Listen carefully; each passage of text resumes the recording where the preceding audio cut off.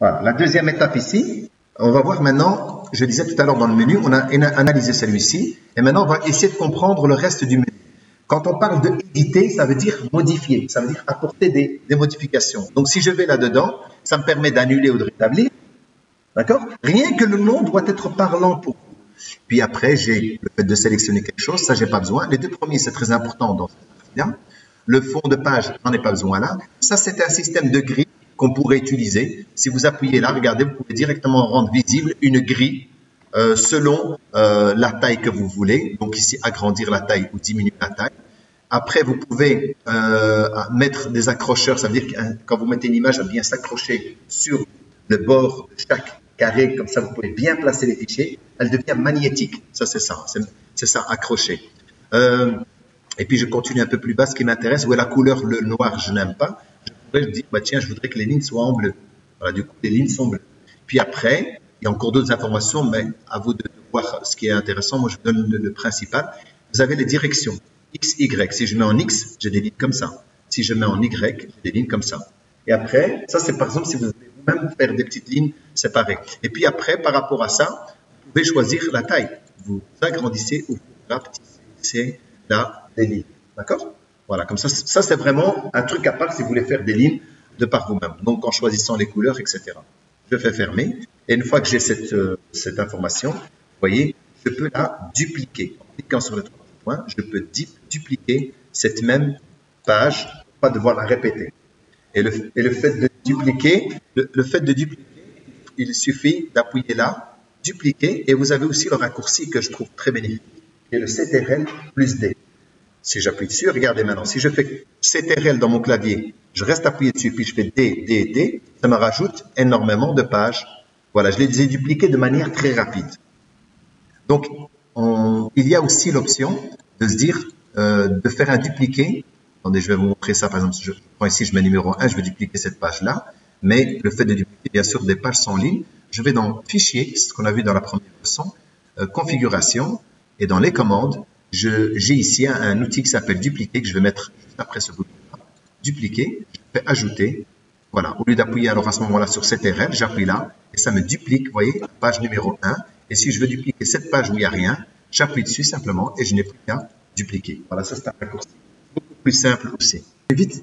Donc ici, alors, dans éditer, je vous avais dit que ça veut dire modifier. On est arrivé à dupliquer. Là, c'est simplement pour supprimer, c'est le fait de supprimer, bien sûr, la page sur laquelle je suis. Par exemple, je supprime celle-là, vous allez mieux voir. Supprimer. Vous pouvez aussi, bien sûr, cliquer dans les trois petits points et faire supprimer. Vous pouvez aussi sélectionner là et appuyer sur la touche Delete, supprimer le clavier. Ça supprime aussi. Donc, si je fais supprime, supprime, ça me supprime toutes les pages. Regardez, j'ai ici mon barre de défilement qui va s'agrandir parce que j'ai des pages de moins en moins. Regardez, voilà, j'en ai plus que une. OK? Voilà, donc c'est avec la touche supprime du clavier. Transformer tout ça, à la rigueur, on ne voit pas maintenant. Tout le reste, il est là le profil dont vous avez parlé tout à l'heure. On peut mais on ne va pas le voir maintenant non plus. Moi, ce qui m'intéressait, c'est vraiment les premiers, les annulations. Ces deux-là m'intéressent aussi parce que celui-ci permet d'effacer toutes les annotations qui ont été mises. Ça, tous les objets que vous avez rajoutés. Là, effacer la grille. Là, effacer les fonds et effacer la page. Donc ça, il est ici aussi. Vous voyez là. Donc si je viens ici et je mets des annotations et je viens mettre des formes. Voilà, là, j'ai mis des formes.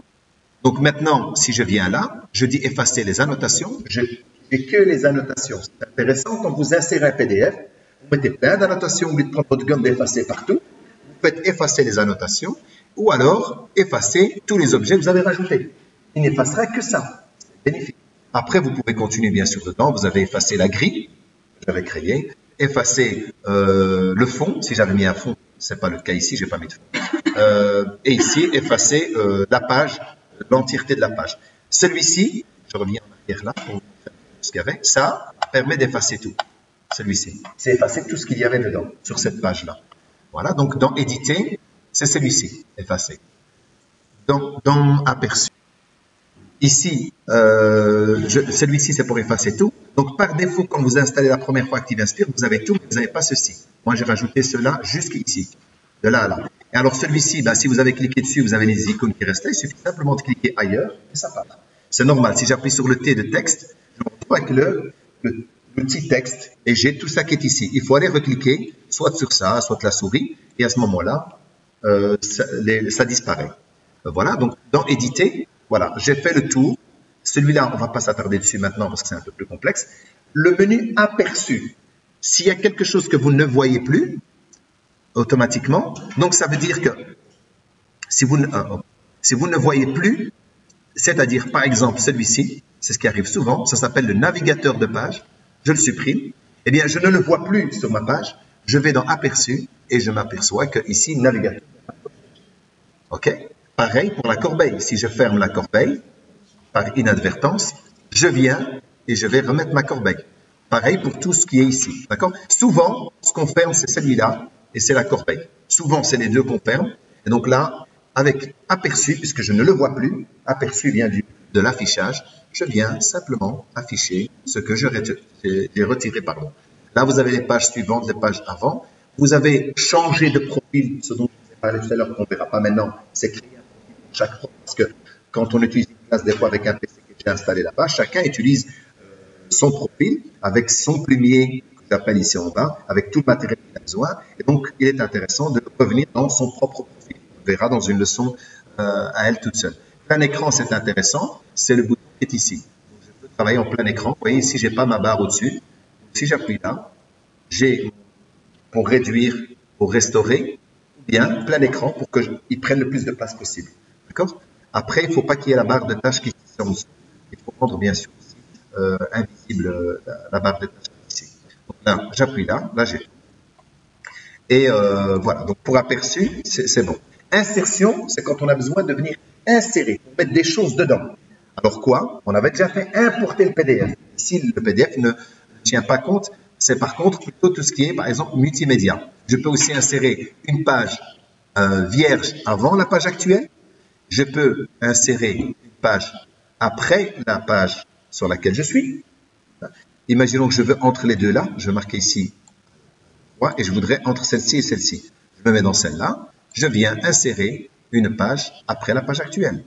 Ça peut arriver, vous avez un fichier PDF et vous pouvez insérer des pages au milieu. D'accord? Et voilà. Et donc, quand je suis là, je peux chaque fois choisir d'insérer une page avant ou après. Les captures, on ne le verra pas maintenant. Tout ceci, je n'ai pas besoin de le voir maintenant.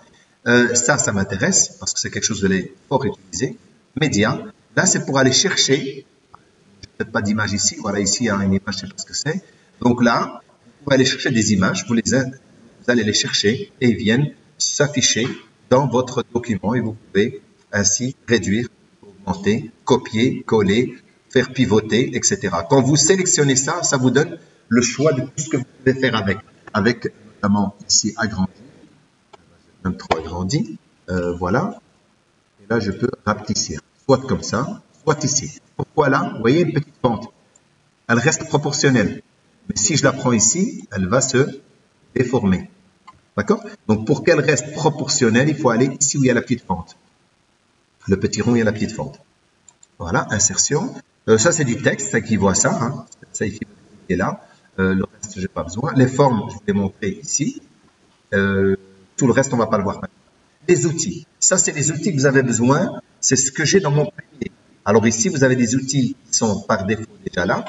Notamment, par exemple, si je prends reconnaissance d'écriture, je viens ici, je vais écrire au tableau.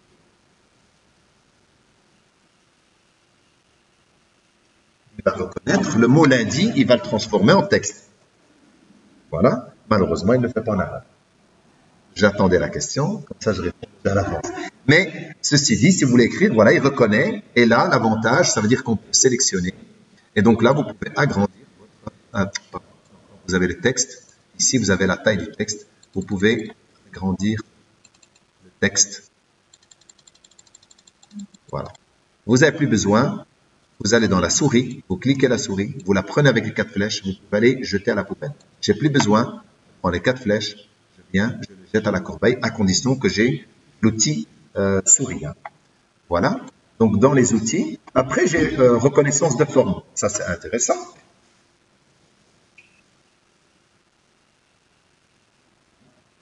Ça me fait mon carré parfait. Moi, je ne sais pas très bien dessiner et ça me fait un carré parfait. Pareil, si je voulais faire un triangle. J'ai fait avec la souris. C'est plus ou moins, voilà, parce que voilà, si vous faites le plus droit possible, vous allez tomber sur un triangle parfait. Pas encore, parce que j'ai un peu décalé, parce que cette forme existe, c'est une forme qui existe. Pareil, si je fais un rectangle.